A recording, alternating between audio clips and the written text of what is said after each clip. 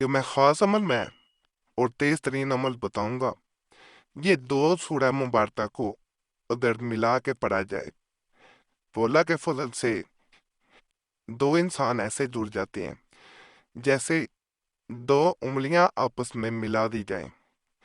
آپ نے کئی دفعہ دیکھا ہوگا کہ انسان دو انگلیوں کو جیسے اکٹھا کرتا ہے دو کا نشان بنانے کے لیے، تو وہ بالکل قریب ہوتی ہیں، اور ساتھ ان کو ذرا ملا دیا جائے تو وہ آپس میں جڑ جاتی ہیں۔ یہ دو دفعہ پڑھا جاتا ہے، دو صورتوں کو ملا کے پڑھا جاتا ہے، اور اللہ کے فضل سے جس انسان کے لیے نیت کر کے آپ پڑھ لیتے ہیں وہ انسان آپ کا گرویدہ ہوتا ہے، لازمن ہوتا ہے۔ صرف کمنٹس میں ضرور بتایا کریں کیا حاصل ہوا کیا نہ ہوا۔ ایک بہن نے اسی طرح میسج چھوڑے تھے، پریشانی تھی، تو ان کے مد نظر رکھ کے میں عمل بتا رہا ہوں، اور یہ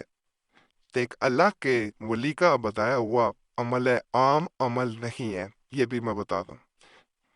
یہ ابراد و وظائف کتاب کا نام ہے،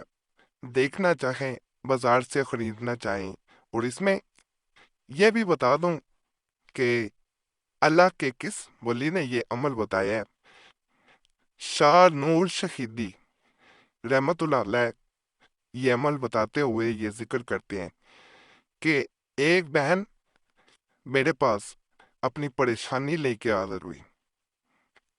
کہ پیر صاحب میں 3 بچوں کی ماں ہوں، لیکن ان کا باپ جو ہے ان بچوں کا خیال نہیں رکھتا، میں گھر کا جو ہے وہ خرچ بڑی مشکل سے چلا پاتی ہوں، گھروں میں کام کرتی ہوں، اپنے شوہر کو بہت دفعہ سمجھایا لیکن وہ نہ میرا نہ میرے بچوں کا خیال رکھتا ہے۔ میں قرآن پاک بھی پڑھتی ہوں، نماز بھی پڑھتی ہوں، لیکن شاید میری دعائیں قبول نہیں ہو پا رہی، تو مجھے آپ سے گزارش ہے کوئی ایسا عمل دیں یا ایسا وظیفہ دیں کہ میرا شوہر راہ راست پہ آ جائے۔ تو اس بہن کی، اس بیٹی کی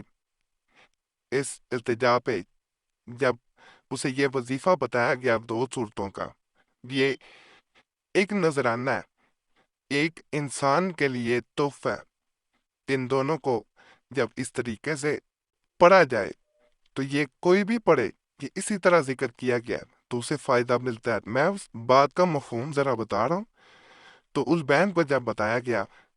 تو اس بہن نے اسے عمل کو 2 دفعہ کیا، مکمل طریقہ بتاؤں گا۔ 2 دفعہ کرنے سے اس کا شوہر راہ راست پہ آیا، بچوں کا بھی خیال رکھا اور بیوی کا بھی خیال رکھا۔ اب جب یہ عمل کیا گیا تو اس بیٹی نے دوبارہ گھروں میں کام نہ کیا۔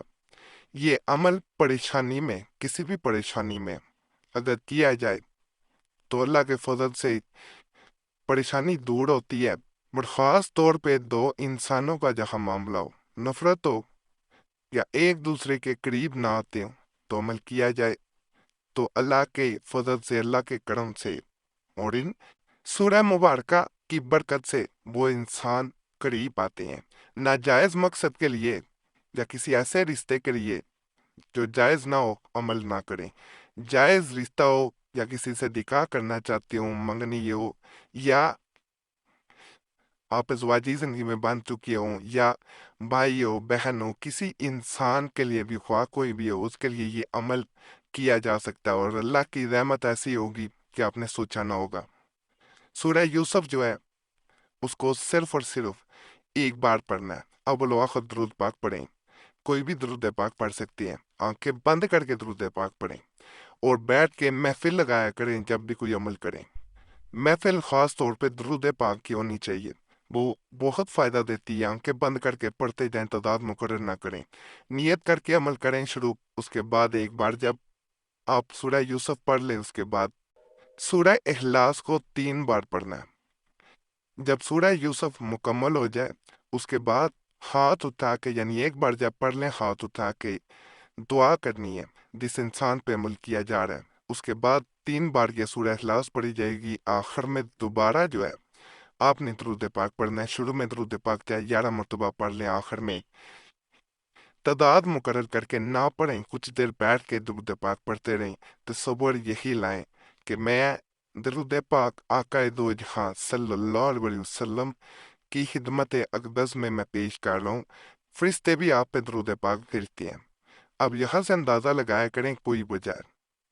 تو درود پاک جو ہے یہ کثرت سے آپ نے بیٹھ کے آنکھیں بند کر کے پڑھتے جانا ہے۔ لوگ دعا کیا کریں، بچہ جیسے چیز مانگتا ہے ماں سے تو ماں دیتی ہے، اللہ کی ذات 70 ماؤں سے زیادہ پیار کرتی ہے، پھر بھی لوگ مایوس ہیں، مایوسیاں چھا چکی ہیں۔ اور یہاں پہ یہ صورتحال ہے کہ ہمارے بہن بھائی فلسطین میں شہید ہو رہے ہیں، تو ہم جو ہیں وہ ٹک ٹاک پہ، اور مجھے 2-4 ویڈیوز آئی تھی، وہاں پہ ویڈیوز بنا کے صرف لگائی جا رہی ہیں، یہ مناسب نہیں ہے۔ جن کے پیارے شہید ہو رہے ہیں ان سے ان کی صورتحال پوچھیں، ہم ان کا درد نہیں بان سکتے تو ان کا مذاق نہ بنائیں، ان کے لیے دعا کریں، ان کی مدد کریں، اللہ سب پہ فضل فرمائے۔